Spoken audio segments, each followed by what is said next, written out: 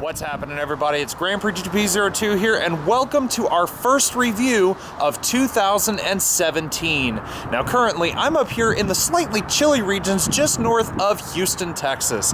And with me today is a vehicle that may wear a classic off-road inspired American name brand. However, this little guy speaks with a little bit more of an Italian accent. Today, I'm going to show you around the 2016 Jeep Renegade.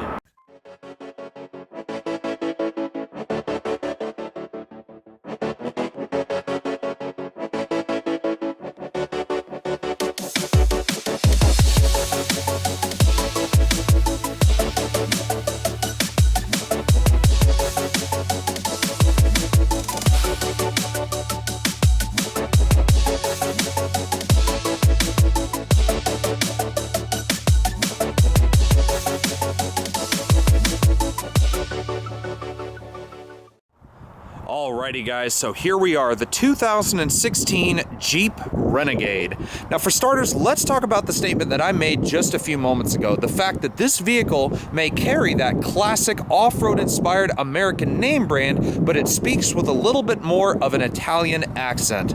Now the reason that I say that is because even though the Renegade here, just looking at it from the exterior, may have that sort of Jeepish kind of aura to it, it is in fact a true 50-50 split affair between the folks at Jeep and their Italian partners at Fiat. Because even though from the outside, like I said, it may look and have the feel of a true Jeep product, underneath this vehicle is all Fiat 500X. Yes, the rounded and bubbly shaped crossover from the Italians has donated a lot of its powertrain and chassis components so that Jeep can now have their own subcompact crossover entry as well. Now for starters, let's talk about the vehicle that I'm showing you here. This is a 2016 Jeep Renegade Limited. It sits as the third most expensive trim of the four available ones for the 2016 and now 2017 model year.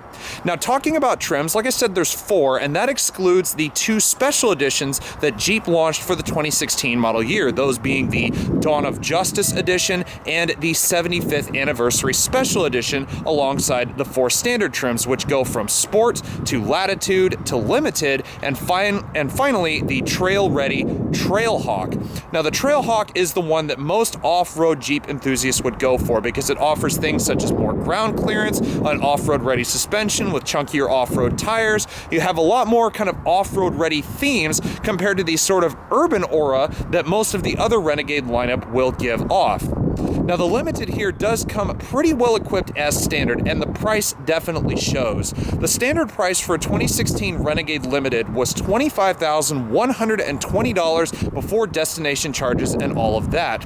Now if you want to spend an extra $2,000, you can get most of the trim levels with four-wheel drive. However, the Trailhawk is the only one that you can get with four-wheel drive as standard. Otherwise, they will all come as front-wheel drive vehicles. But first off, let's talk about some of the features here on the outside. Looking at the front of it, one thing I really love about this is the fact that even though this does have an Italian inspiration to it, Jeep really has not lost their true historical roots or their true historical design cues. So you have things such as the traditional 7-slot grille, which first appeared on a lot of the older Jeeps back in the 40s. Again, why this vehicle says since 1941 in just about every area of it.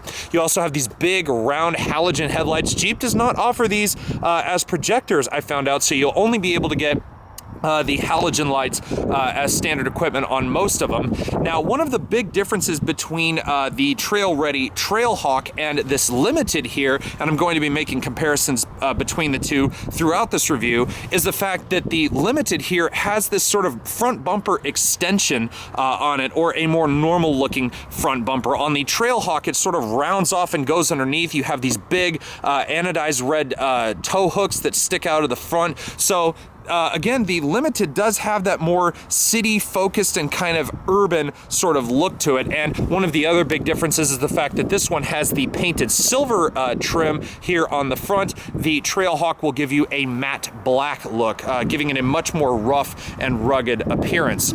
Now, as far as the size, it is a pretty small vehicle. The wheelbase is just over 101 inches long, and it is about 166 inches long from nose to tail. So it's still still is a relatively short vehicle. However, I can tell you through my experiences with this thing already, I still fit in it absolutely perfectly, both in the front and in the rear. But moving over here to the side, we're looking at a set of 18-inch painted and machine-faced aluminum alloy wheels. You have the machine-faced surfaces here surrounding all areas of the spokes with the dark sparkle gray finish inside. Now you can get these as solid silver wheels. However, I kind of like these painted inserts on these particular ones myself. You do have four-wheel disc brakes all the way around, and like I said, you can get this vehicle as an option in most cases with four-wheel drive. However, if you get the Trailhawk version, you will get four-wheel drive as standard. Now you do have independent suspension all the way around, which is also a very nice thing to have. So already Jeep is not just looking to make this thing more like a true Jeep product, but it also is aiming to make this vehicle a little more city friendly, if that makes any sense. Here on the exterior on the side, we do have the painted silver exterior mirrors. This particular one also has the painted black roof. However, it does not have the My Sky roof option, which comes with the removable roof panels. But all the same, I do like that this is actually a different color compared to the brightness of the Colorado red exterior that we have on this particular one, because when I look at vehicles that don't have a alternate color for a roof or maybe a panoramic sunroof, it always looks like the vehicle is bald to me for some reason.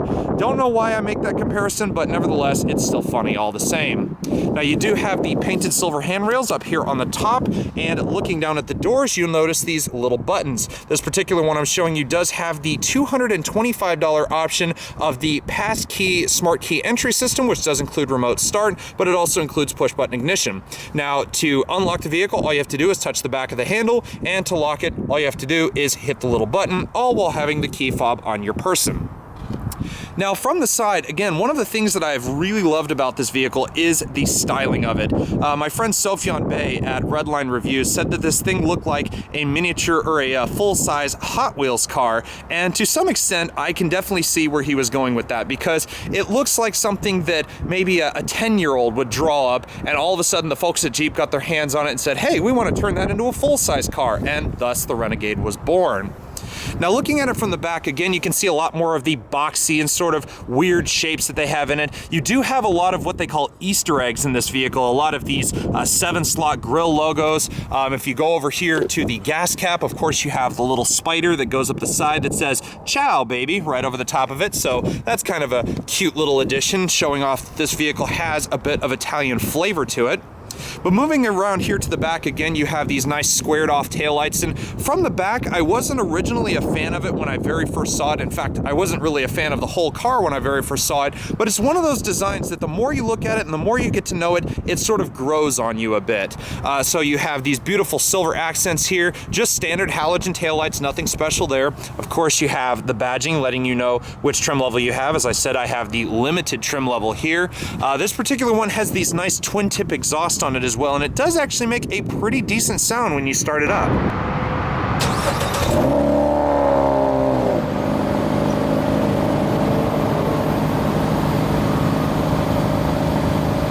Now finishing things off here at the back, we do have a standard rear backup camera. The tailgate release is located right down here, just between the bumper and the lower part of the tailgate itself. It also does have a small button on the side which allows you to lock the vehicle from the rear, assuming you have the key fob on you as well. And then again, you just have that black plastic lower part here to the bumper with a nice little bit of painted silver thrown in. But overall, I've really come to like the Renegade for what it is. It's just a cute little vehicle that really has that Jeepish nature to it, with a little bit more of a refinement thanks to the Italians.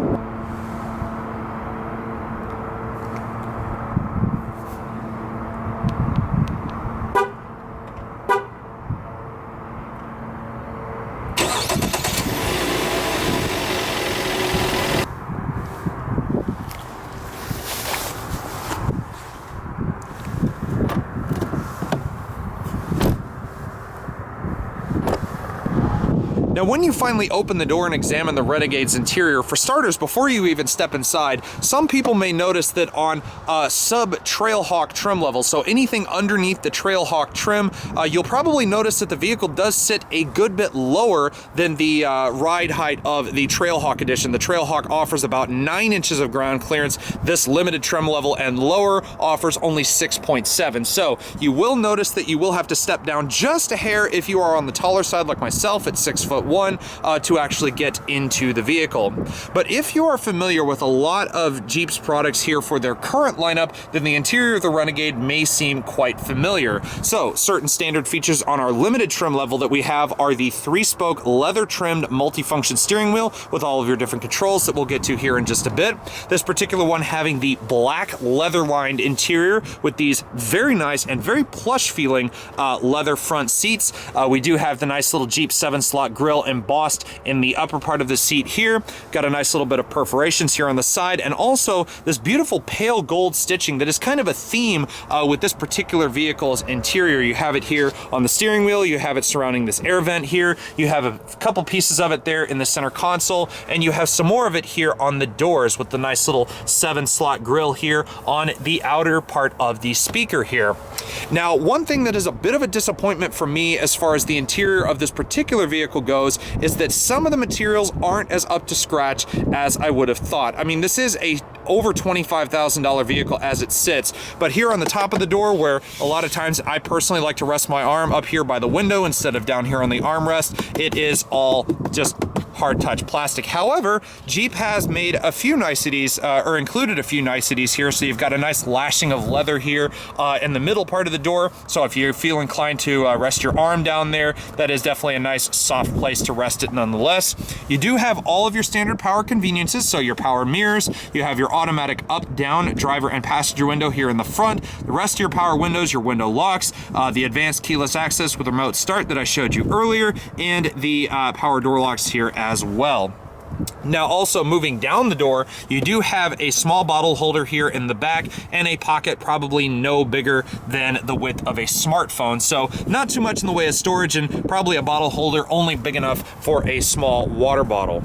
So finally, sitting ourselves down in the driver's seat of this Renegade, there's two things that I want to make mention of right off the bat. And the first of which is the front and side visibility, because even though the windshield in front of us, as you can see, isn't exactly the tallest thing in the world, it's very wide. So there is quite a lot of visibility here out of the front of the vehicle. And looking out of the sides, even though the window frame there is a little bit of an odd shape, it still does provide quite a lot of visibility. Not to mention you've got quite sizable side mirrors there as well. You also have a pretty sizable B-pillar, but it really doesn't hamper visibility too badly. I mean, I am a tall person, but it really doesn't get in my line of sight too badly, even over here on the driver's side. Now, the other thing I did want to make mention of is the fact that I feel like I'm sitting in a much taller vehicle, despite the fact that this vehicle is a subcompact crossover. I really do have quite the commanding view over that short but wide hood, and even though this vehicle only offers about 6.5 inches of ground clearance, it really is not too bad actually stepping into the vehicle. You really don't have to step down and in. You actually sort of slide right into the car, but there is still a little bit of that step down kind of feeling depending on where you have the seat. Now, speaking of the seat, if you don't want to sit way up in the air, you do have the adjustable power controls here on the driver's seat. At least you have power distance control and the power recline and the 4-way lumbar support to go along with it. Now, first things first, let's go ahead and get this thing powered up. So we have the standard Fiat Chrysler Group key fob here, nice little Jeep logo on the back end, all of your standard functions on the front, unlock, lock. You have the remote start button, which you can activate even with the vehicle unlocked. You just hit it twice. The first tap locks the vehicle, the second tap will activate the remote start.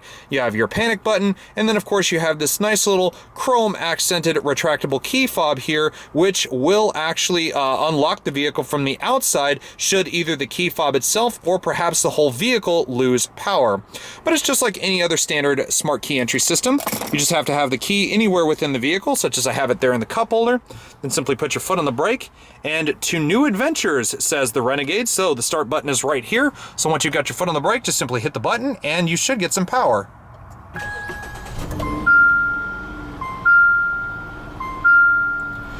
Now, when it comes to getting to know the Renegade's interior, everything is very easy to understand and very well laid out.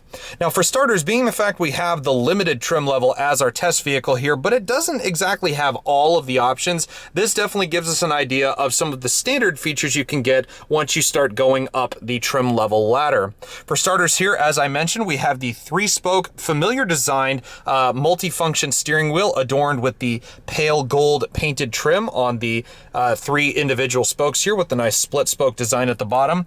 The feel of the leather itself is a little bit on the firm side. It doesn't feel super soft or supple, and that may have to do with the fact that this vehicle has done a shade over 13,000 miles already. But you do have nice grip extensions, very subtle ones at that, up here at 10 and 2 o'clock. They provide a decent place to rest your thumbs, but I mean, they're not sporty or edgy or really intrusive, just a nice place to rest your hand and a very thick grip nonetheless. You also do have the lavishings of bright silver trim in here, including the Jeep logo and this nice little ring here on the airbag cover. And then of course you have all your electronic conveniences such as the arrow pad and the OK button, which controls your thin film transistor display up there between the tachometer and speedometer, and we'll get to that here in just a moment. You also have hands-free Bluetooth with the voice recognition, which this vehicle, even with this smaller 5-inch display, does have the Uconnect telematics in it, and we'll go into that here in just a bit. And then of course you do have your cruise control functions here as well on the right hand side of the wheel. Now, as far as the thin film transistor display up there, as you can see, it is quite large, and it does include a lot of relevant information. So right now we have the digital speedometer up, but you can scroll up and down for starters to go between the different menus. So we have vehicle information, and you can start to scroll right and left. So you have tire pressures, coolant temperatures, transmission temperature, oil temperature, battery voltage, service intervals, and so on and so forth. You can keep going. This gives you your average fuel economy and of course distance to empty, which apparently this one's a little off because this car has over a quarter of a tank of gas in it already, even though it says we are at low range. So that may need to be fixed. Anyways, keep going. You can get to the trip meters, trip A and trip B. You can see different things such as audio, keep going, such as vehicle service messages, and of course screen and settings setups nonetheless.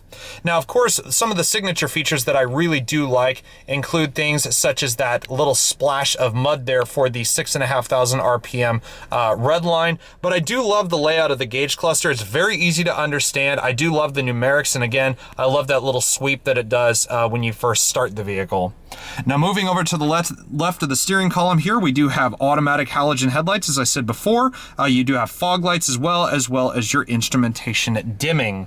But then moving over here to the center console, where pretty much everything happens that is pretty necessary in a vehicle like this, you do have the smaller air vents up here on top. As you can see, they don't have the pale gold around them like the one on the far right there, or over here on the far left, or perhaps some of the trimming that's here in the center console itself. Now, of course, you have Jeep's famous signature that says since 1941. That's of course relating back to the Willys Jeep back in the 40s, and even more in relation to the Willys Jeep. If you look over there in the corner of the windshield, not sure how well you can see it, but there is that little Jeep climbing the windshield up over there. Again, another one of the many little quote-unquote Easter eggs that you'll find throughout the interior of this vehicle. Now, there is an available Beats audio system that you can get as part of an additional package on the Limited and the Trailhawk. However, this one has just the standard Jeep audio system, but it still does sound pretty decent. Go tell her that I'm home and tell her I can't talk on the phone, cause you know I'm doing 80 and a 60, 'cause I ain't had it in a minute.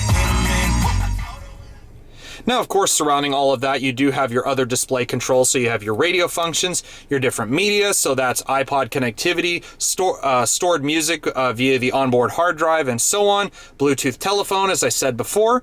You have the on-off button, which basically just turns off your display. You can touch the display to turn it right back on. You also have a compass, which is kind of like navigation, but just a little bit of a cheaper navigation system in this case. And then you also have applications, so that's your clock, your outside temperature, and then of course you can go through unit or different display settings and stuff as well. So a fairly straightforward and simplistic display. I do like the colors and everything else. It all seems to tie together, and I do like the background as well, that kind of cracked mud display that you get as the background for the radio here.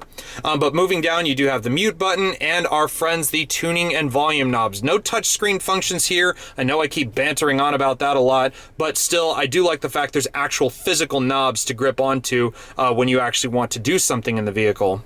Now moving down just above the dual zone automatic climate controls, which is standard on the limited trim level here, we have 2-stage heated seats as well as a heated function for the leather wrapped steering wheel, and you also have your hazard switch down there as well.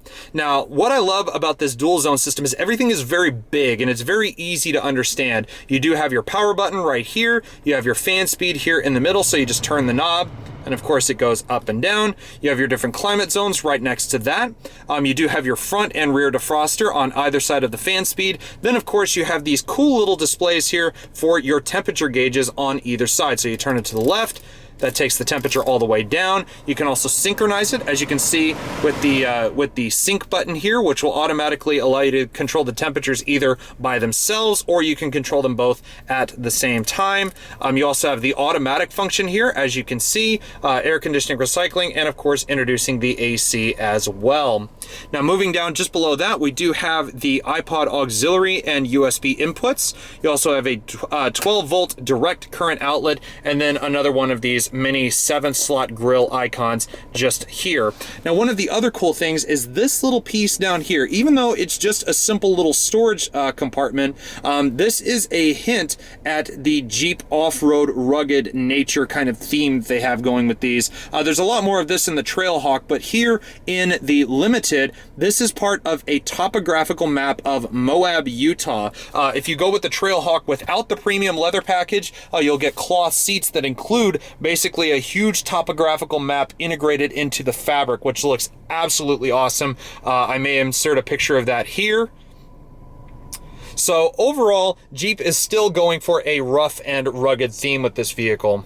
Now, as far as putting the power to the ground, you have two transmissions that you can choose from. If you go with the Sport trim level, which again is the lowest trim of the Renegade line, it will come with the 1.4 liter turbocharged 4-cylinder out of the Fiat 500 Abarth, and it will have the option of a 6-speed manual transmission. As you go up the ladder, you are put in charge of this. This is Chrysler's 948 TE, their 9-speed automatic transmission. One thing that is really a dislike in my book about this transmission is that it just never seems to make up its mind. It starts in a lot of the higher gears, so it really doesn't give you that kind of kick you back in the seat acceleration that you would expect with a small compact vehicle like this. But I mean, it does its job. It still does pretty decent as far as fuel economy is concerned and whatnot. You do have the manual shift mode, so you push up to go down a gear, pull back to go up a gear. So kind of a reverse of a lot of other shiftable transmissions that I've noticed, where you have to push up to go up a gear and pull back to go down a gear. But in this one, you do have a small backup camera integrated into the screen as well, which is definitely nice that Jeep at least gives you that. Again, there is an available 6.5-inch display that you can get with the upgraded navigation package and whatnot, but unfortunately, as you can see, we don't have it here. You also have the automatic safety locks, which will lock the vehicle once the car is put into drive and it detects motion, and it will only unlock when you turn the vehicle off and or just hit the unlock button on the door. Now moving down just below the shifter, which again we have more of that pale gold trim here, we have an electronic parking brake, so just keep your foot on the brake, pull up to set. You can hear it turn on and the little light indicates that it's on, and then of course you keep your foot on the brake, push forward, and it automatically turns off. And then just next to that, of course, we have the little traction control button as well. And moving back, finally, we do have the small little center console. It is very small. It's barely the length of my arm here, but it's very nice and padded, nice soft and supple leather with the pale gold trim or the stitching running across the top here. There is a decent amount of space. You have an additional USB port in there, so if you want to charge your phone, the cord just goes right out of this little opening here.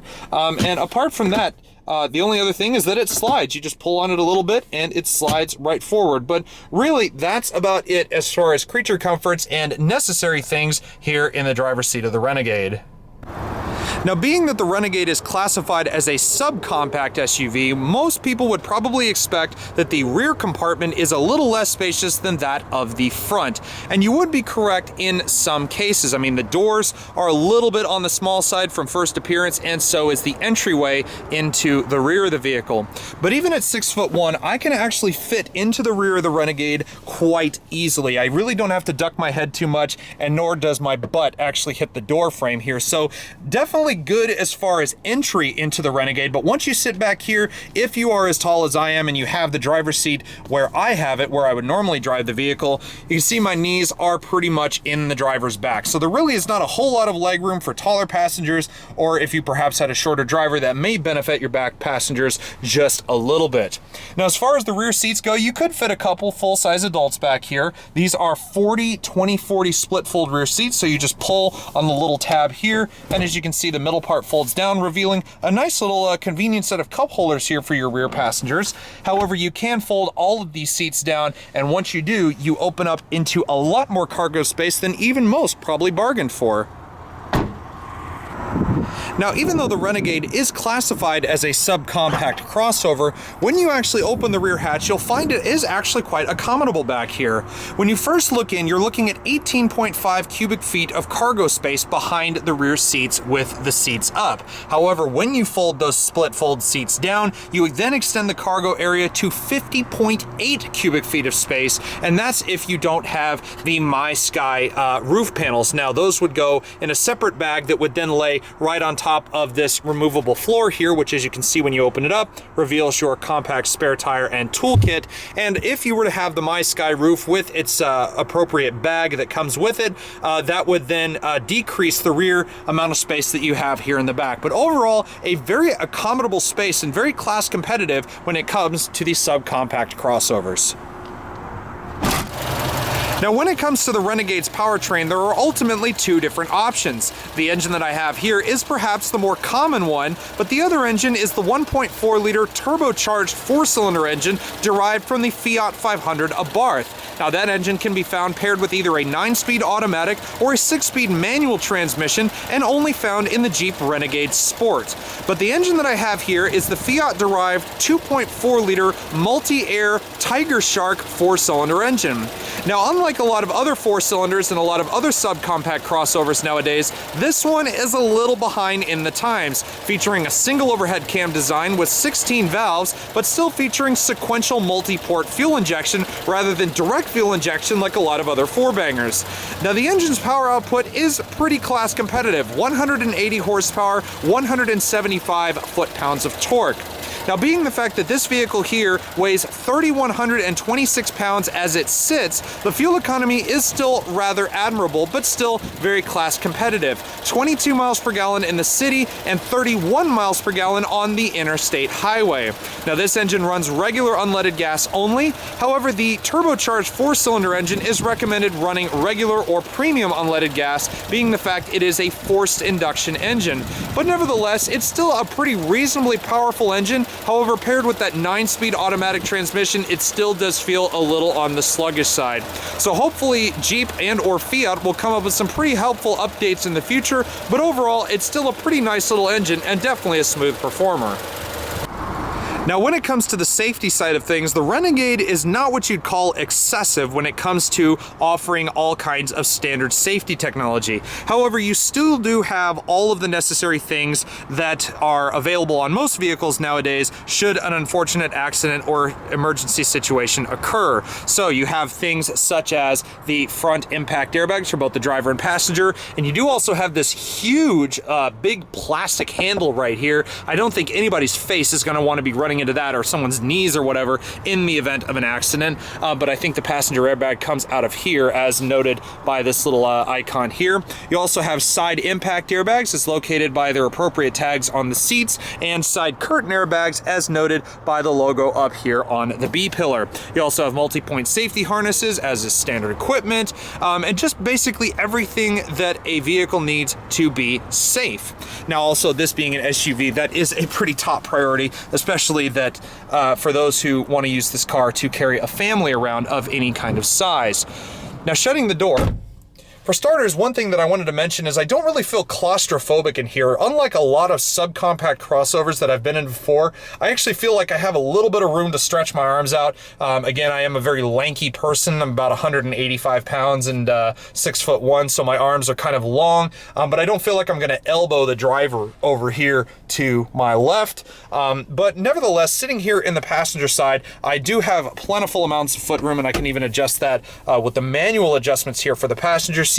As far as the dashboard goes, I didn't mention this earlier, but it is, again, kind of plasticky. It does have a tiny bit of give to it in certain areas, but you really have to push hard on it. It feels like that's where kind of the softer spots are, but overall, it still does feel kind of plasticky and a little on the cheaper side. When you open the glove box, though, it is damped, but it opens like this giant gaping mouth opening up to show you whatever's inside. So we have all the books and stuff here, but that can be used for maps, napkins, pretty much anything you could possibly think of. But like I said, it is damped, so it falls nice and slow, so it doesn't whack you in the knees or whack your passenger in the knees nonetheless. But still very accommodable, and overall, I would say I actually still really do like everything that the Renegade offers. The only thing that's still a bit of a downer for me is, again, the powertrain of this vehicle. It still feels a little on the sluggish side, and it really doesn't feel like it has the kind of perkiness that you would expect with a lot of more modern engines out there on the market. But nonetheless, I still think the Renegade deserves a rightful place in the subcompact SUV lineup. I love its quirky looks, I love the way it feels, and really, if it had a better engine in it, I would absolutely take one over a lot of its competition.